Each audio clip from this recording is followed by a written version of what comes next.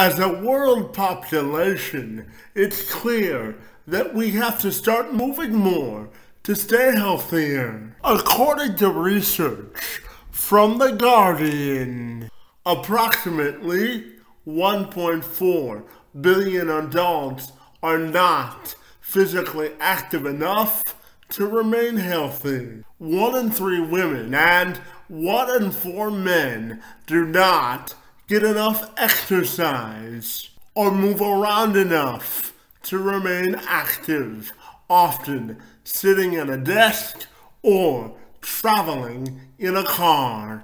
Brian Keane is on a mission to do something about this troubling trend.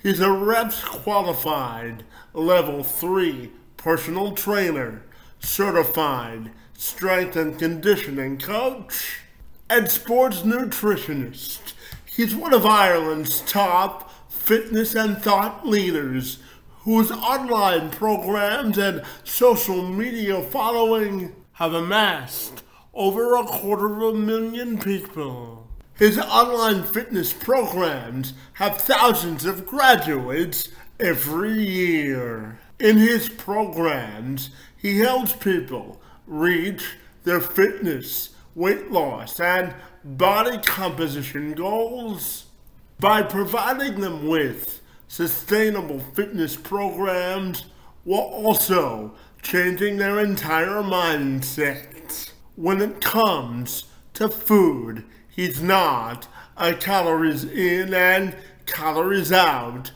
nutritional coach, nor is he a low-carb or paleo advocate. Rather, his approach is finding a nutritional plan that works for you and changing your mindset around nutrition and demonstrating that your state of mind is more important than the nutritional plan or diet that you're on. He joined me this week to tell me more. I'm Kevin McShane. Let's have this conversation.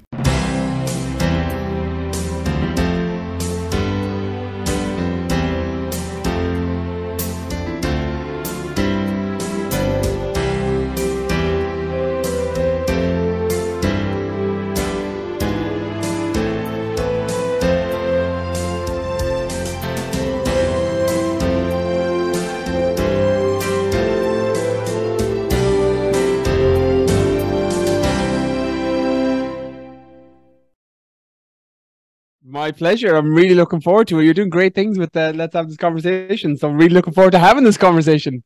Well, thanks for the compliment, buddy. And if you're ready, we'll welcome you to the program, Brian. And I'm super excited to learn all about your journey in the fitness industry. Great to be with you today, buddy. And thank you so very much for being here. The pleasure is all mine. And Brian, I'm curious to start our conversation by how did you define really maximizing your fitness potential? I think when it comes to fitness, and I'm probably a little bit biased, Kevin, because fitness plays such a huge role in my life and has for as long as I can remember. As somebody that loves to play sport, loves to move, loves to go to the gym, I love to run, I love to work out. I think when it comes to maximizing fitness potential for people, it's about finding what part of fitness that you love and what you connect with. Meaning that if you love to go to the gym, then that should become kind of a crux of your life. If you love to run, or if you love to swim, or if you love to bike ride, or if you love to mountain climb, then you're bringing in the area of fitness into your life that is enhancing and giving you more vitality and energy throughout the day. And I think when it comes to fitness, it's such a wide spectrum. And sometimes people think, oh, gym or sport, but there's so much more out there that people could potentially do that can make them feel better about themselves, build their confidence, build their self-worth. And that's the reason I love it. And I think that for anybody listening, it's an area that of their life that is definitely worth enhancing if you can find something that you love that falls into that fitness category. Yeah, absolutely. Now, Brian, I'm going to share something about myself, buddy. I live by the motto, always active, because, buddy, I was born with cerebral palsy, and, I'm always reminded about something my grandmother tells me. She tells me if I don't use my muscles, I lose them, buddy. So tell me about the importance of staying active and why other people should invest in their fitness. It's what you've said there, Kevin, really touches me in terms of having a why to why you do something. And I think your why, that if you don't use your muscles, you lose them, that is the thing that can motivate you and drive you. And sometimes people struggle to have a reason for making fitness a part of their lifestyle. They don't know why they're doing it. And it's just something that is something they feel like they have to tick this box. And I think that when it comes to bringing fitness into your life and having something that you're working towards, you need to know why you're doing it. And I think that what you've said there for you, that use it or lose it philosophy that your grandmother gave you, is something that keeps you on track, even when the days when you probably don't feel like it, because we all have days when we don't feel like moving, or we don't feel like working out, or we don't feel like being active. And I think that when you're able to pull that activity in, that it's one of those, fitness and exercise can feel a little bit weird because we feel tired during it, but it's one of those things that actually gives us energy. And anyone that works out regularly or runs or bike rides will tell you something similar. You might have a hard day at work, you get off at 5 p.m, you're feeling really mentally tired, and then you go and work out and you get this second wind and you feel amazing. And keeping active can do that. It can make you feel more energized throughout the day, which makes you show up better with your loved ones, which makes you concentrate better when you're working, which makes you feel happier. All the endorphins and the serotonin, the release that you're getting when you exercise and when you're being active, all of that helps. And that movement and just moving your body helps with your absorption of food that you're eating, so you're not walking around feeling bloated and feeling sluggish. You mentally feel better, you feel more tuned in, your sleep is better, and when you're having better sleep, we all know how good it feels to have a good night's sleep, and you're having all these secondary positive benefits from just being active. And it's the kind of core at which everything else comes. You'll feel better when you're eating food. You'll sleep better at nighttime. Your mood will be enhanced. Your concentration will be better. Your energy will be better. Your sex drive will be improved. Your vitality will be better. All of these things come off the back of being active and moving. So I think it's really important for people to incorporate it into their life in some way, shape, or form. Yeah, and just a follow-up, buddy. I always tell people that we make time in life for the priorities that are important to us. So tell me, why and how can we make fitness a priority in our lives?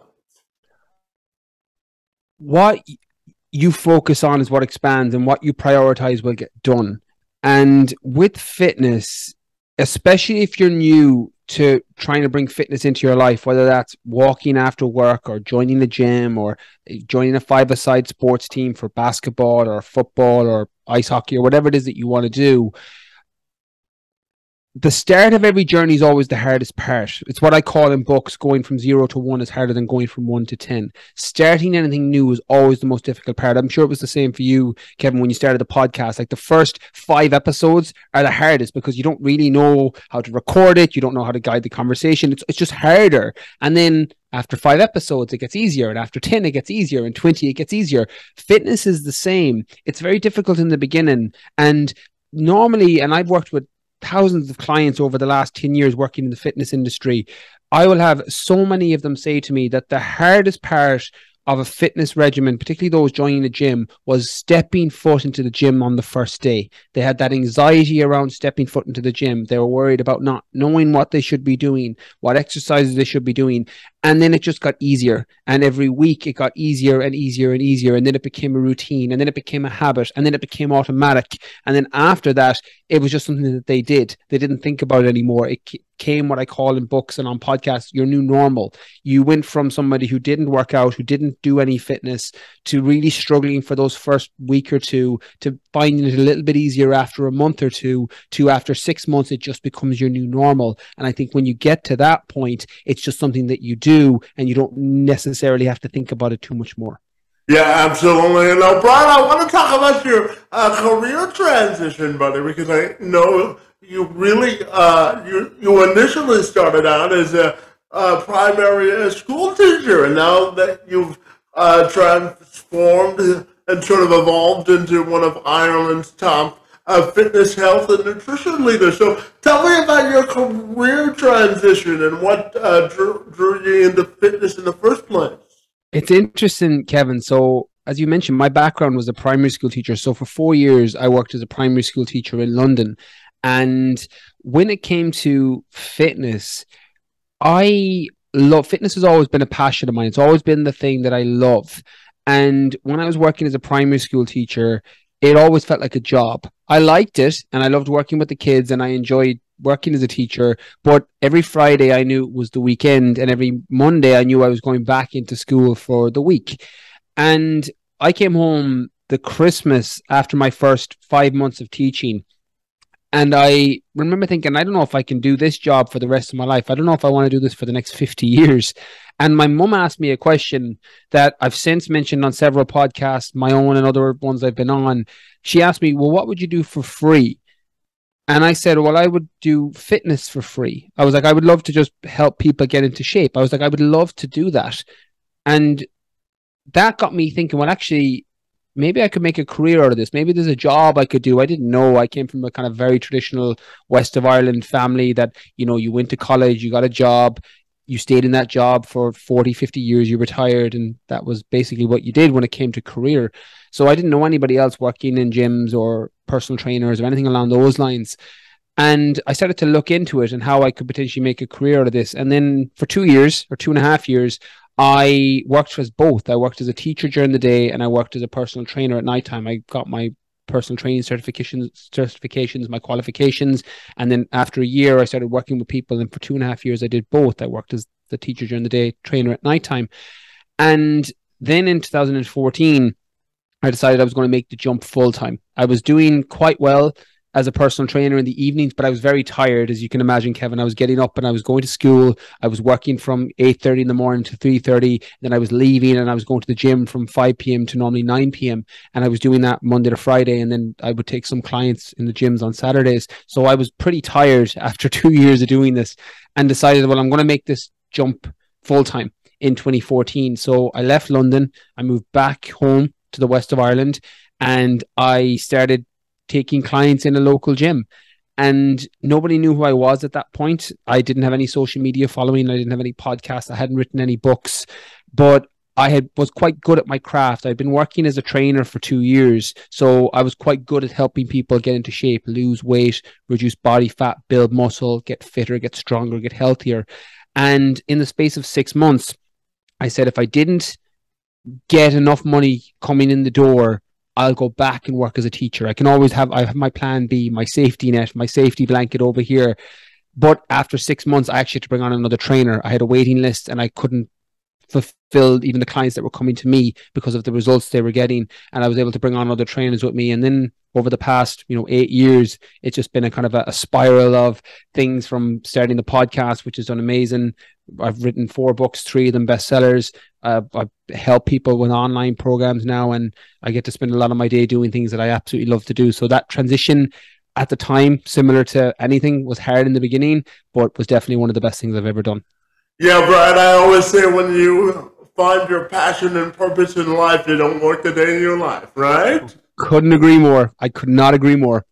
Yeah, and now your online programs, buddy, they focus primarily on helping people change their mindset when it comes to fitness and nutrition. And I know that you now have over 250,000 followers, buddy. So talk to me about your online programs and really building an audience and how you did it so successfully.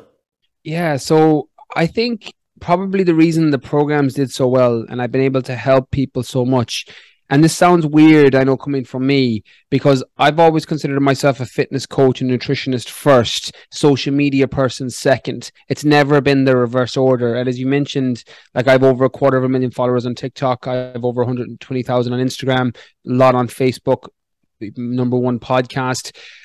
But I've never thought of those things as my first in calling. I've always thought that my coaching and helping people has always been #1. So I think the reason that it's done so well is the focus has always been on helping people. So I work primarily with people looking to change body composition, looking to lose body fat, looking to lose weight, looking to build muscle, looking to tone up.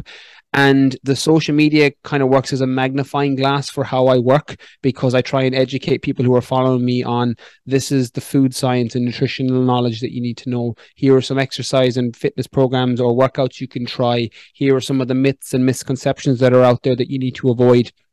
And I use my social media channels to educate people on that. And then as a result, there tends to be kind of a positive spillover where people come and work with me, come and work in programs. So it's been a very, I can't say if it's a chicken or egg scenario. I think it's because the programs were always focused on getting people results and helping them transform their mindset when it comes to their food and not falling off track and self-sabotage, and finding an exercise regimen that they enjoy and that they can stick to. And then the social media kind of just amplifies that, because I'm trying to educate people who are following me on, here are some of the things that you need to consider if you wanted to build out your own nutritional plan or your own exercise regimen. And then if you want to cut the learning curve, obviously you come to a program and it's kind of cut straight through the noise of everything. And I think that kind of chicken and egg scenario, both of those have been working quite well over the years.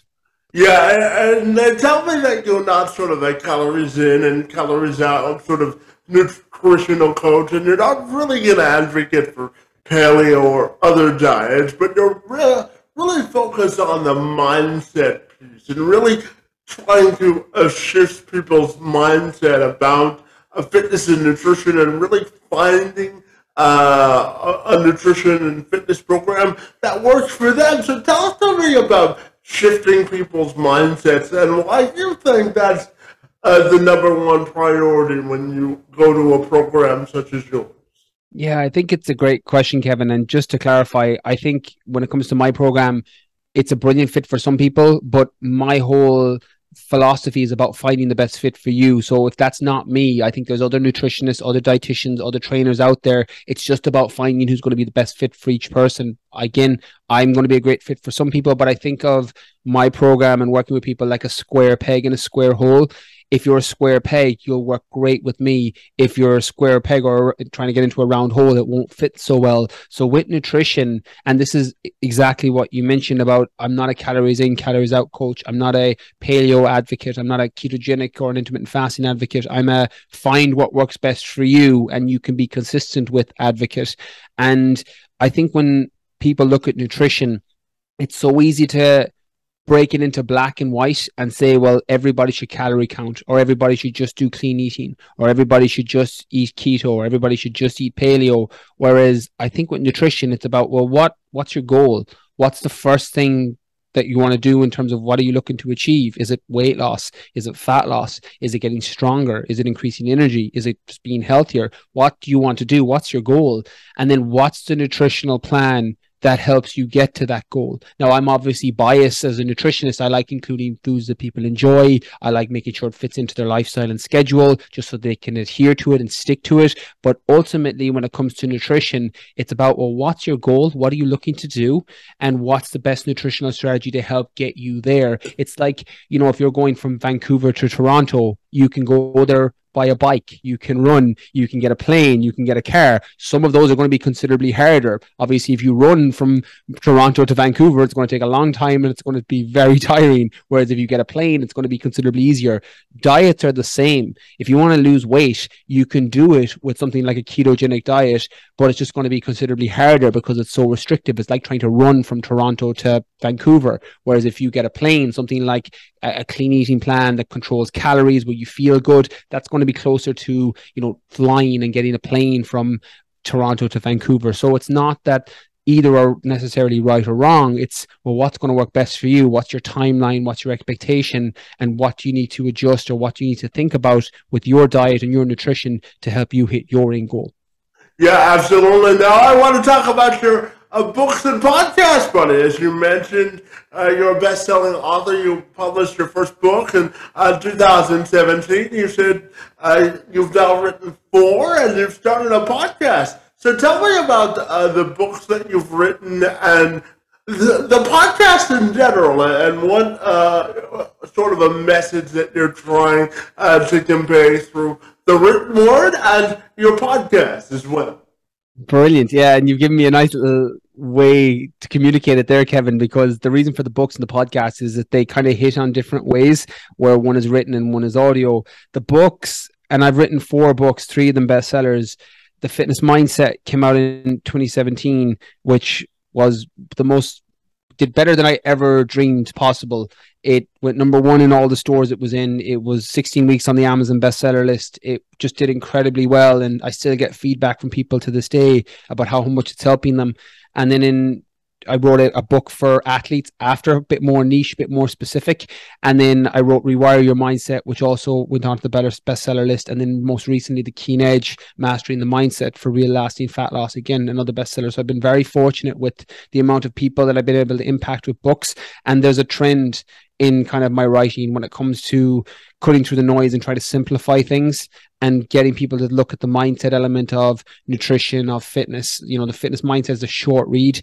You could get through it in a day or over a long weekend, and it's not going to be very time consuming to get through. And it gives you everything you need to know when it comes to fitness and how to approach your mindset. So, Kevin, when I was writing that book in 2017, it was down to, I was still working.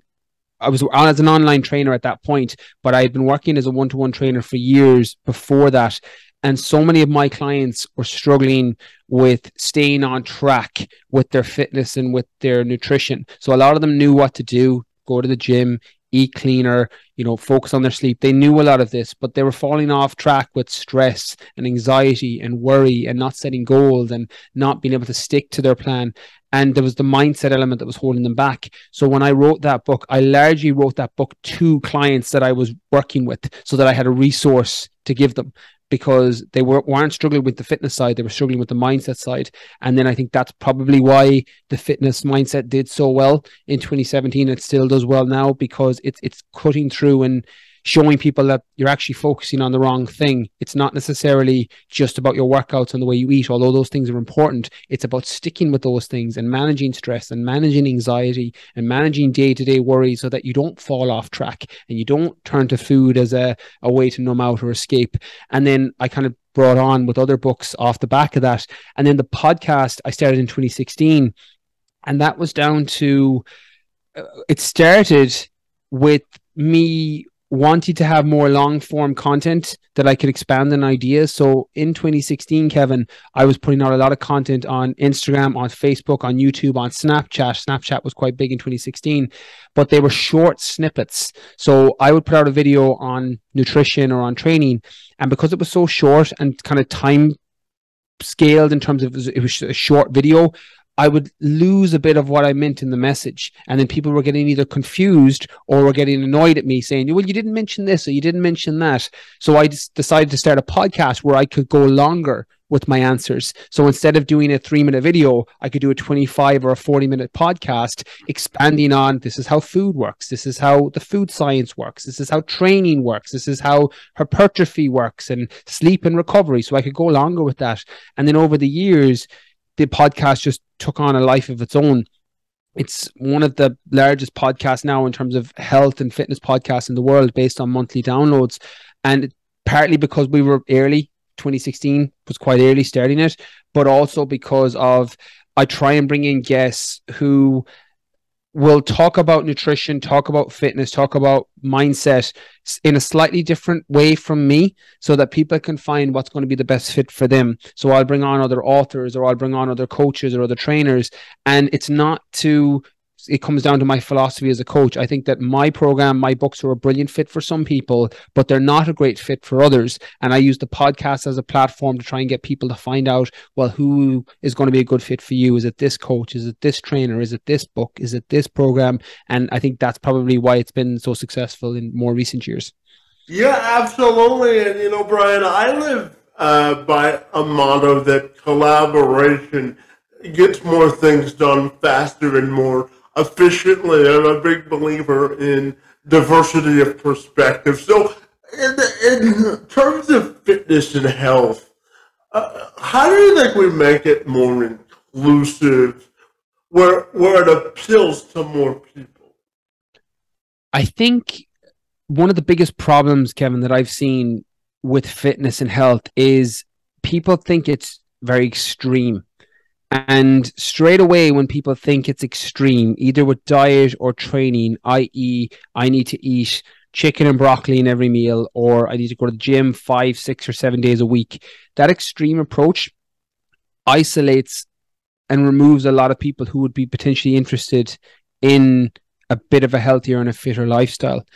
And I get it, because on social media, and again, this is some of the problem with social media, and my content probably has a little bit of this as well, is when you're seeing somebody who's putting up all exercise posts or all recipes or all food, it makes some people think that, well, actually, I need to get every single meal right and I need to work out every single day. And straight away, it removes that inclusive element of what health and fitness can be, when in reality, doing more than you're currently doing will get you a good result. So if you're not thinking about your food at all at the minute, even just looking at, well, maybe I should eat more plants, or maybe I should eat more, protein in my meals, and it might make me feel better and more energized throughout the day. And, I'm not going to the gym at all now. Maybe I'll go once or twice a week, and that will lift your mood and lift your energy. That can make things more inclusive for people. It's too many changes too soon is a recipe for failure for most people, myself included.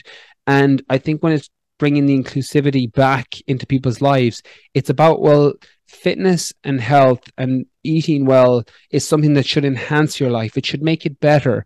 And if it starts to rob from your life, meaning that you're spending too much time preparing meals or working out, or you're too tired because you're, trying to do too much, that straight away removes the inclusivity from it. So it's about finding, well, what works for you, and knowing that something is better than nothing when it comes to fitness. So if you're not doing any exercise now, working out once or twice a week is going to give you a great and a huge benefit, because you're doing nothing now. The same as if you're not thinking about any of your food choices, looking at a quality breakfast or looking at a quality lunch, just changing one meal per day will yield a very positive change in your life in terms of how you feel, in terms of your energy levels, and in terms of your weight management and how you look and how your body composition looks. So I think when it comes to inclusivity, it's removing that extreme approach, knowing that, one, you don't need to do that, and two, it's probably not sustainable even if you did, and just making those small changes, that something is better than nothing when it comes to health and fitness.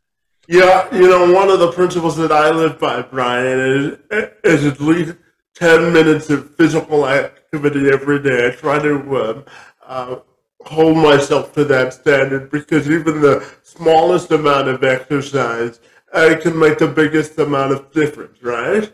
100%. 100%. It's small things. They all add up. Like, small things done consistently well lead to extraordinary results over time.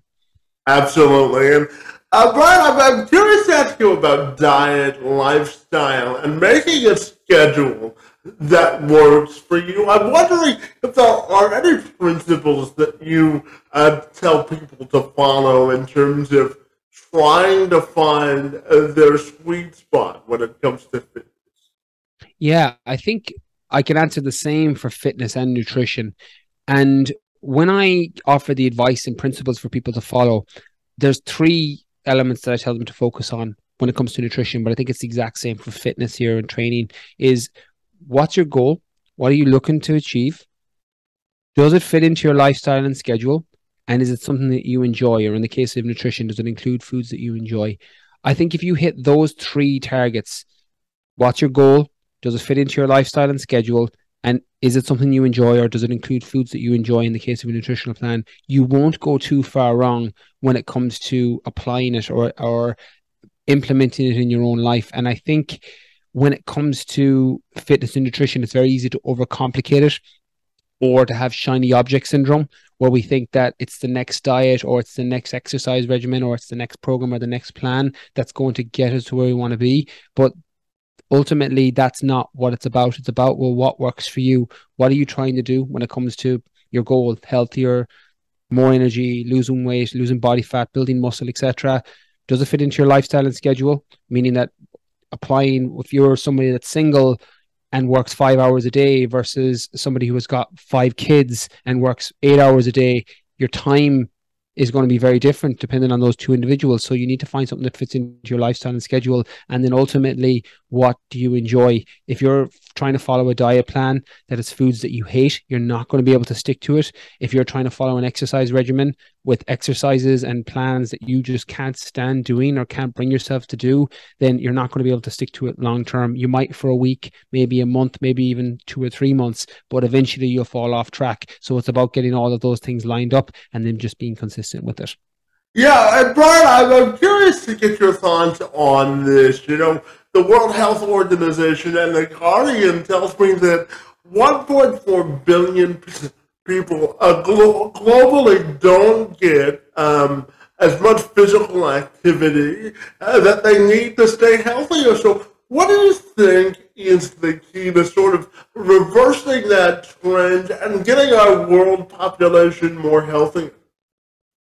I think what I call in books, Kevin, low-hanging fruit, meaning that small things of activity that add up throughout the day. So there's an exercise science called non-activity, it's called NEAT activity, so non-exercise activity thermogenesis. It's where you're moving more and burning more calories in stuff that is exercise based, but it doesn't really feel like exercise. So gardening falls into this, walking to work falls into this, standing at a desk falls into this, all the way down to, you know, fun activities like sex and all of that can also fall into it. It's non-activity, it's not gym, it's not working out technically, but you're burning calories. And I think when it comes to bringing it into the figures that you mentioned there, I think you said 1.4 billion, which is considerable when you think of the overall world population. It's these low-hanging fruits. So things like when you're going to work, if you're able to walk, if you're in a country where you can walk to work, assuming you're not too far away, that's going to add up your step count throughout the day. Or parking a little bit further away from the office and upping your steps, not taking the lift or the escalator and taking the stairs at work. Getting up if you're working in an office every, hour and just doing a loop on the office, going for some water and doing a loop. All of those steps add up.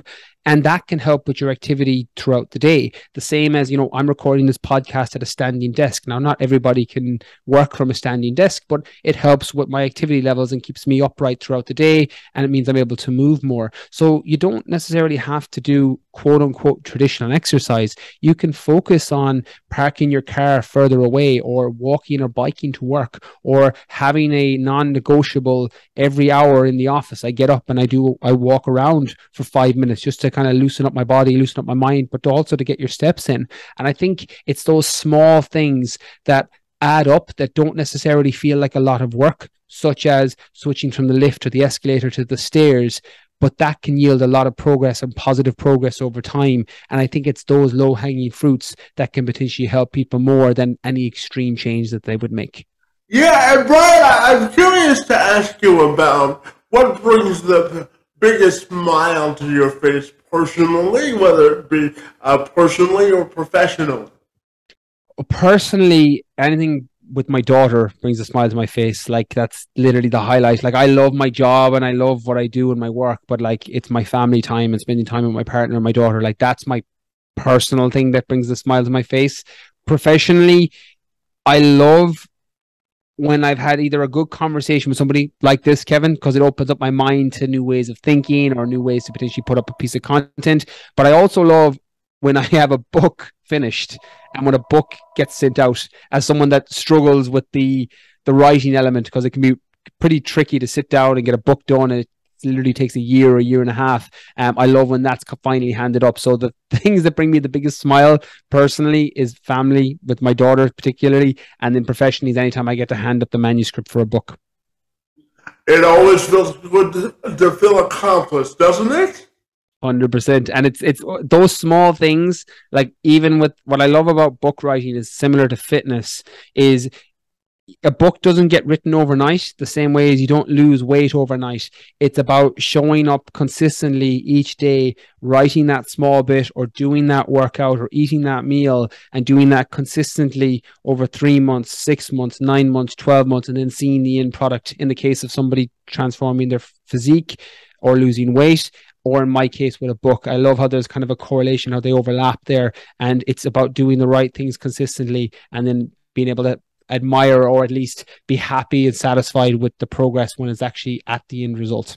Yeah, absolutely. And Brian, tell me, what's the best part about being in Ireland and celebrating your Irish heritage, buddy? Why do you like being Irish, bud? With Ireland, because I've lived in the States, I lived in California, I lived in London, so I've lived in other countries.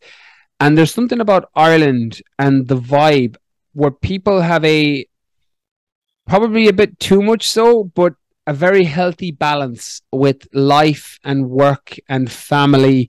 And I love that generally Irish people tend to have that. When I lived in California, it was a lot more of a work culture mixed with a little bit of personal life. When I lived in London, it was very heavy, work hard, play hard.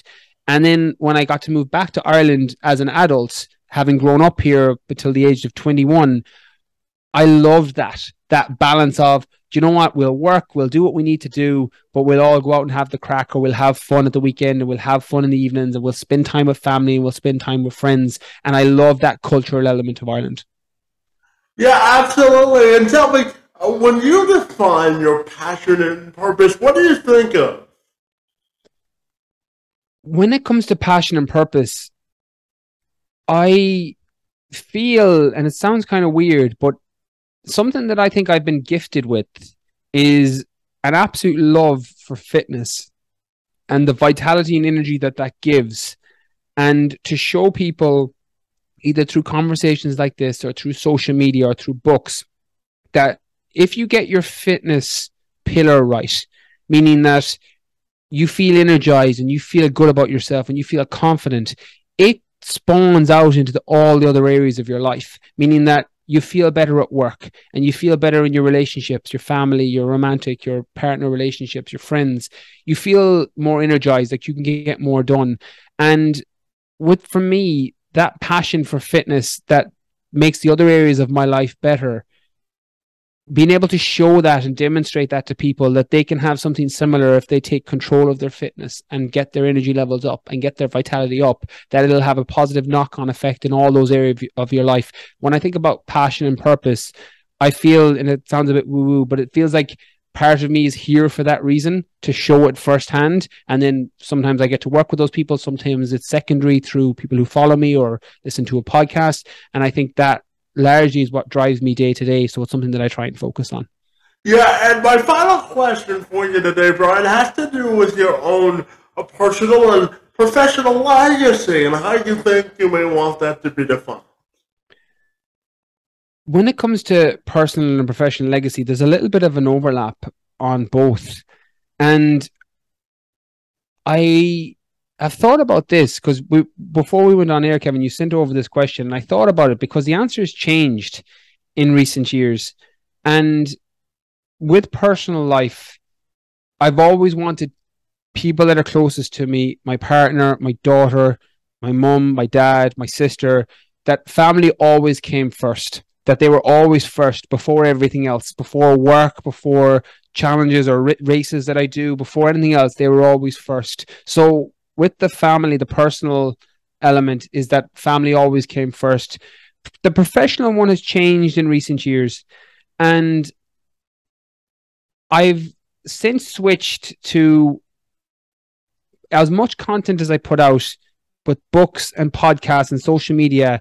And I always wanted to have the legacy of that I gave more than I took. And in recent years, it's shifted to, I just want the world to be a slightly better place because I was here. And I try and do that with my social media, where I try and have it very positive. I don't throw rocks or figurative stones at other diets or other people. I try not to. I don't have any abusive content. I try and make my social media channels a very positive place to be. And that's what my legacy in terms of professional crosses over. I want the world to be just a slightly bit better because I was here, and that's where I focus my attention on. Yeah, absolutely. And finally, Brian, tell me, if people want to get connected with you, buddy, what's the best way they can do that? Amazing. Thank you so much, Kevin. Yeah. So my social media channels are Brian Keane Fitness on everything, Instagram, TikTok, Facebook. I'm on everything, YouTube. And the podcast is the Brian Keane podcast. And then the books, they're all available on Amazon, the book depository, wherever you're listening, they're available everywhere. And Kevin, thank you so much for this. I've really been looking forward to this. I appreciate so much what you're doing, mate. You're an inspiration. I love the message you're putting out there and having these conversations. So keep up the amazing work your side too. Well, I appreciate the compliment for sure, buddy, and I want to thank you for the good work that you do to try and make the area of health and fitness more inclusive and welcoming, buddy. And I want to thank you for your time this afternoon. It's most appreciated. The pleasure was all mine. Thank you so much again.